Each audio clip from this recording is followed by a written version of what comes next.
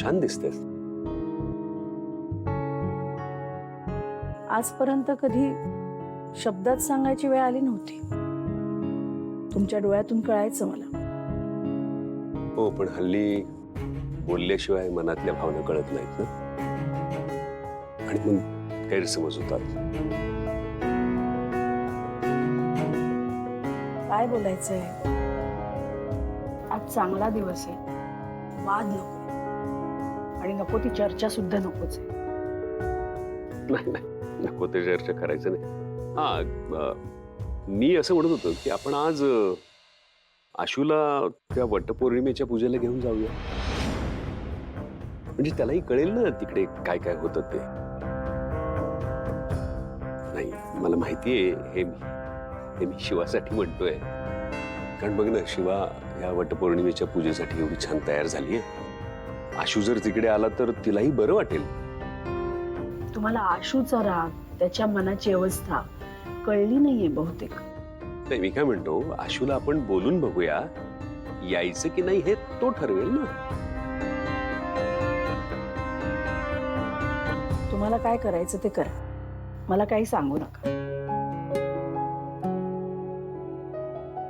सीता, मी काय म्हणतो, तू एकदा त्या शिवाला समजून घे ना. खूप चांगली मुलगी आहे ती. भले तिला रीतीभाती कळत नसतील, पण तिला माणसं कळतात, घर सावरणं कळतं तिला.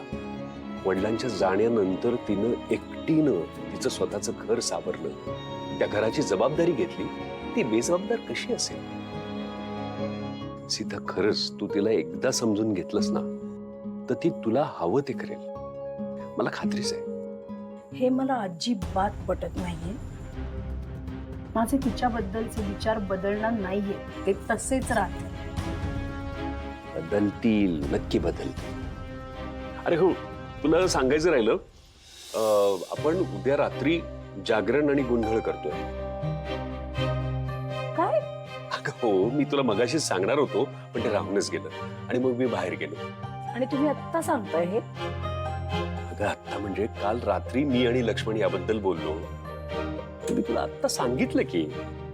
हे बघा, मला हे अजिबात पटत नाहीये.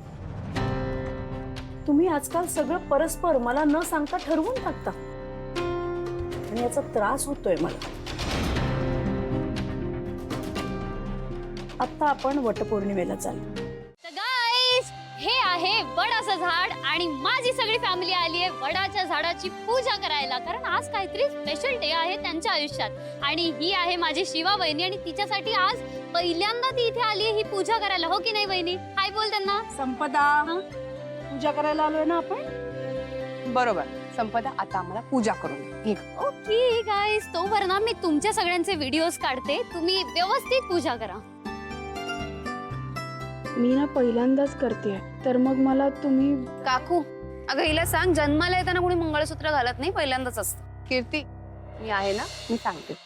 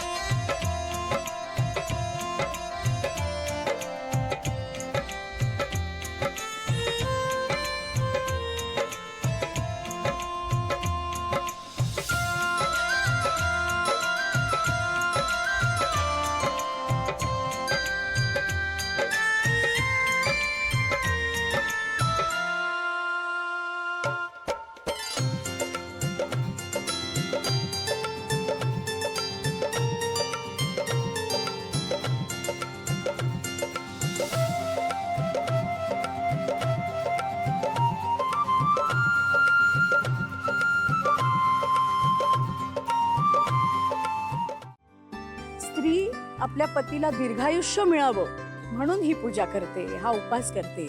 आणि त्यामागचं जे कारण आहे ती म्हणजे ही कथा.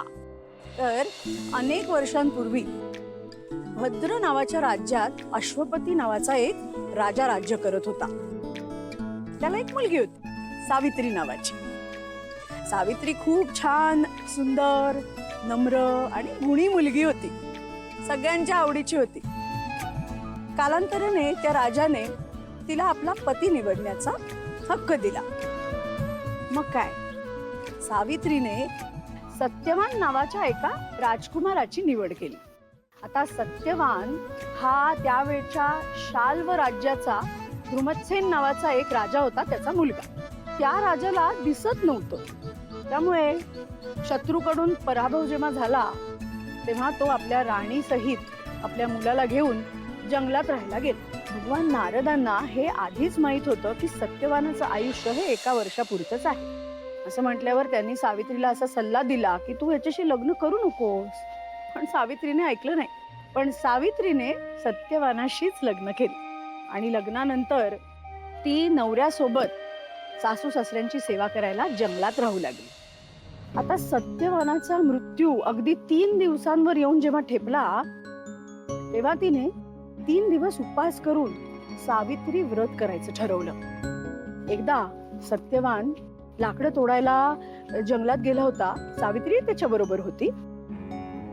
अचानक त्याला घेरी आली आणि तो जमिनीवर पडला. मग सावित्री घाबरली. तिला काय करावं कळेच ना. आणि तेवढ्यात तिकडे यमधर्म आले आणि ते सत्यवानाचा प्राण नेऊ लागले. हे सावित्रीला अजिबात सहन झालं नाही. मग ती यमाच्या मागे मागे जाऊ लागली. यमाने तिला कित्येक वेळा परत जा असं सांगितलं, पण तिने साफ नकार दिला.